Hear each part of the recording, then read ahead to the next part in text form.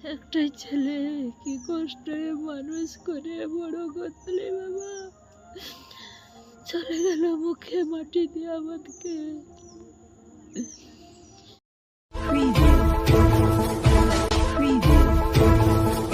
বঙ্গভূমি, মানুষের সাথে মানুষের পাশে। জলে ডুবে মৃত্যু হলো এক শিশুর। মৃত শিশুর নাম সৌরভ মণ্ডল, বয়স 3.5 বছর।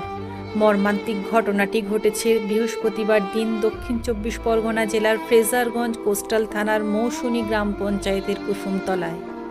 স্থানীয় ও পুলিশ সূত্রে জানা গিয়েছে, বৃহস্পতিবার দিন সৌরভের মা জমিতে রোয়ার কাজ করছিলেন।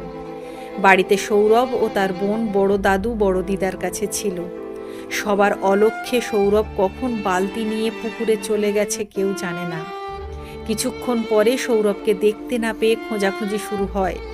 পরে বালতি পুকুরে ভাসতে দেখে পুকুরে খোঁজাখুঁজি শুরু করে। প্রায় 1 ঘন্টা পরে সৌরভকে পুকুর থেকে উদ্ধার করা হয়।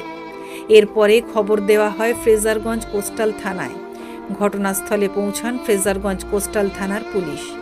পুলিশ ও স্থানীয়দের প্রচেষ্টায় সৌরভকে নিয়ে যাওয়া হয় দারিকনগর গ্রামীণ হাসপাতালে।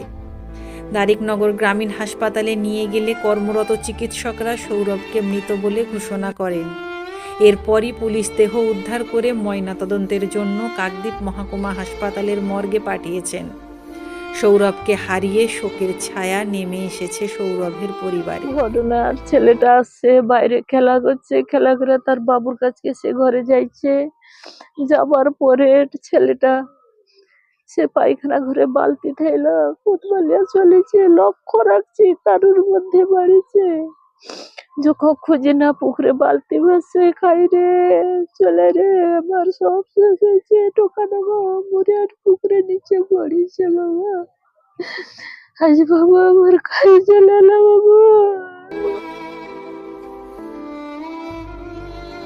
নামখানা থেকে রবীন্দ্রনাথ মণ্ডলের রিপোর্ট, বঙ্গভূমি নিউজ।